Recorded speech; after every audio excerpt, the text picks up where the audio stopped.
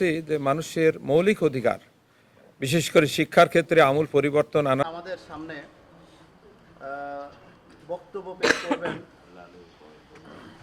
নদী গ্রাম তারি মাঝে ছবির মতো দেখা দরকার আমাদের দেশের।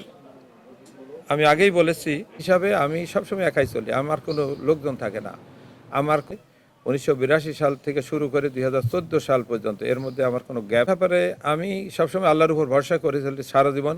আমার লোক হুমকি ধমকি দেয় নাই, তবে আমার যারা শুভাকাঙ্ক্ষী 64 জেলায় 64টি বিশেষায়িত হাসপাতাল আমরা করব, যেখানে কিন্তু সরকারি হাসপাতালে আরেকটি বিষয় আছে, সরকারের কোনো ওষুধ সাপ্লাই নাই। আমি জানাতে চাই প্রশাসন, সরকার, নির্বাচন কমিশন সবাই যে প্রত্যাশা নিয়ে আপনারা আজকে এই নির্বাচনের আয়োজন করছেন, জাতি এটা প্রত্যাশা করছে, তার যেন পূর্ণ প্রতিফলন ঘটে। প্রত্যেকটি ভোটার তার বাড়ি থেকে নির্ভয়ে নিরাপদে ভোট কেন্দ্রে এসে ভোট প্রদান করবে এবং নিরাপদে বাড়ি ফিরে যেতে পারে, সেই ব্যবস্থা করার জন্য প্রশাসন, সরকার বা নির্বাচন কমিশনের সবার কাছে আমাদের এটা দাবি। তা যদি না হয়, এত রক্ত বিনিময়ে, আহত পঙ্গুত্ব জীবনের বিনিময়ে আমরা যে নতুন বাংলাদেশের স্বপ্ন দেখছি তা বাধাগ্রস্ত হবে। সেজন্য আমি আপনাদের মাধ্যমে সকল ক্ষেত্রে একদম জেলা, উপজেলা এবং কেন্দ্রে জাতীয় ভাবে যিনি সরকার প্রধান আছেন, ওনার যে সমস্ত উপদেষ্টা মণ্ডলী আছেন এবং নির্বাচন কমিশন, তাদেরকেও আমরা এটা অনুরোধ করতে চাই যে কোনোভাবেই যেন এই নির্বাচনটা প্রশ্নবিদ্ধ না হয়। যদি এটা হয় তাহলে সরকারের জন্য, দেশের জন্য, জাতির জন্য অত্যন্ত বড় ক্ষতি বয়ে আনবে আমি মনে করি। এজন্য আপনাদের মাধ্যমে সকলকে আমি আহ্বান করতে চাই, কোনোভাবেই এই নির্বাচনটা যেন প্রশ্নবিদ্ধ না হয়। যারাই অপরাধী হোক তারা দেশ এবং জাতির শত্রু, যারা নির্বাচনকে বাধাগ্রস্ত করতে চায় তারাও দেশ এবং জাতির শত্রু আমরা মনে করি। ইতিমধ্যে আপনারা লক্ষ্য করেছেন গত পরশু দিন আমাদের একটি কেন্দ্রের সিসি ক্যামেরা চুরি হয়ে গেছে। চুরি না, আমি মনে করি এটা সুপরিকল্পিতভাবে নির্বাচনকে যাতে বাধাগ্রস্ত করতে পারে বা তারা কেন্দ্র দখলের কোনো একটা অশুভ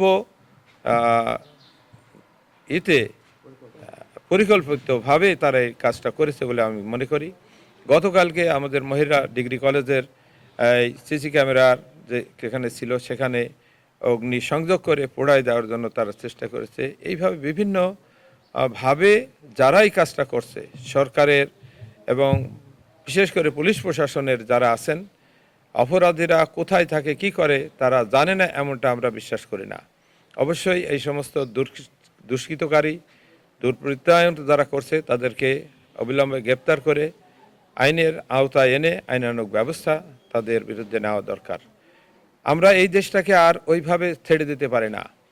54 বছরে আমরা দেশের স্বাধীনতার যে আমাদের সুফল পাওয়ার কথা ছিল সেটা আমরা আজও পাই নাই।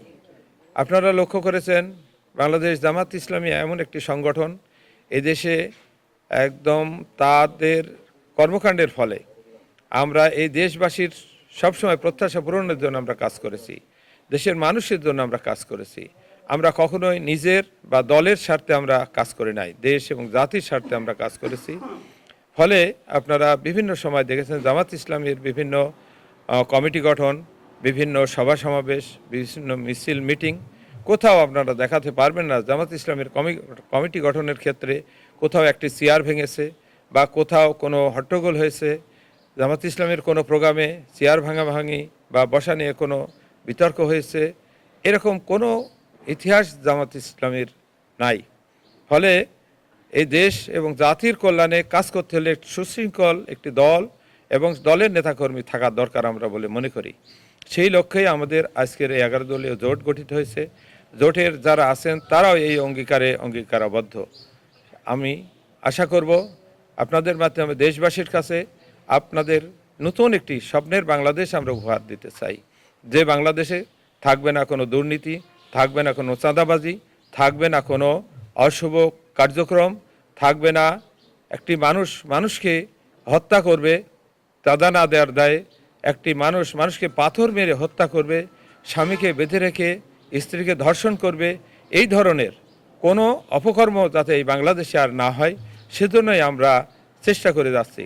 এই রাষ্ট্রের সরকারের অধীনে যে সমস্ত নাগরিক বাস করে সেটা ধর্ম, বর্ণ, জাতি নির্বিশেষে সবার যে মৌলিক অধিকার সেটা পূরণ করা তাদের দায়িত্ব, এটা নিশ্চিত করা সরকারের দায়িত্ব। সেই কাজটা আজ পর্যন্ত বিগত 54 বছরে আমরা করতে পারি নাই। ফলে যে মৌলিক যে অধিকার, খাদ্য, বস্ত্র, শিক্ষা, চিকিৎসা, বাসস্থান, নিরাপত্তা, এইগুলি সরকারের দায়িত্ব। সেই সরকার যখন দিতে ব্যর্থ হয় তখনই হতাশায় কেউ মাদকের সাথে আসক্ত হয়ে যায়। আর মাদকের সাথে আসক্ত হওয়ার ফলেই অনেক ক্ষেত্রে আমরা লক্ষ্য করি এই ছোটোখাটো চুরিগুলা এই টাইপের লোকজনই করে থাকে। আমি মনে করি যদি আমরা মানুষের মৌলিক অধিকার পূরণ নিশ্চিত করতে পারি তাহলে অবশ্যই এগুলো বন্ধ হবে। আর উপজেলার 2 উপজেলার যে সমস্ত প্রবেশদ্বার আপনি যেটা বলেছেন, শুধু সিসি ক্যামেরা দিলেই সব হয় না। সিসি ক্যামেরা সব জায়গায় প্রোটেক্টেড রেখেও তার মধ্যেই অপকর্ম হয়ে যাচ্ছে। আমরা মূল জায়গায় যেতে চাই, আপনারা দোয়া করবেন যদি আমরা রাষ্ট্র পরিচালনার দায়িত্ব পাই। আমি যদি এই আসনের এমপি নির্বাচিত হয়, আমার সাধ্যমতো মানুষের যে মৌলিক চাহিদা সেটা পূরণ করার জন্য আমি চেষ্টা করব ইনশাআল্লাহ।